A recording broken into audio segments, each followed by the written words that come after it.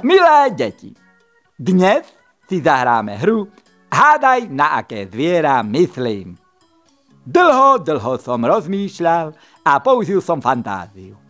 Vy a naša opica hádajte, kto som. Som zviera. No, už viete, kto som? Ak nie, tu sú písmenká.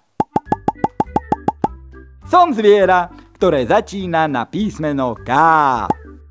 Kráva. Nie, žijem v mori. Tak si morská krava. Pláva si tam, kravička, pláva v tom mori.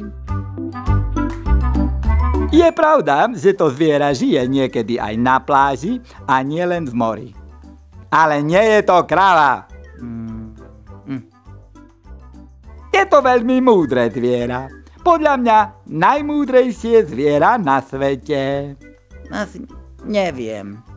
To zviera má pancier. Pancierová bojová krava.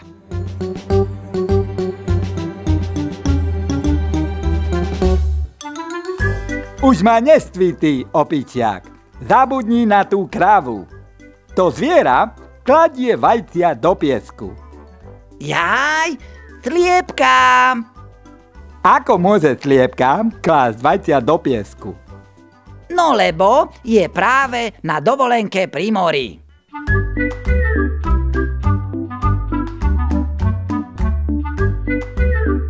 Nie je to sliepka. Už sa všetci ukľudníme, ideme ďalej. Daj nám ďalšie písmeno. Som zviera, ktoré začína na písmená K, O. Koza. Nie. No? Nikto nevie? Ani detiska netušia, čo by to mohlo byť? Múdre zviera z mora s pancierom. No, nevadí. Dám vám ďalšie písmená. K, O, Ačka. Jaj, sú to dve zvieratá. Kohút a kačka. Opica, ty si úplne mimo. Doplním vám ešte zo pár písmen.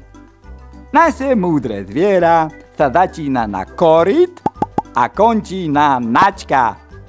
Tak to neviem, vzdávam sa. No veď korytnačka. Korytnačka? Aha. Ale veď si povedal, že použiješ fantáziu. Ale veď ja som fantastická korytnačka. Hlavne, detiská, že ste sa trošičku zabavili. Vidíme sa pri ďalšom videu Srandy Bandy. Ahoj!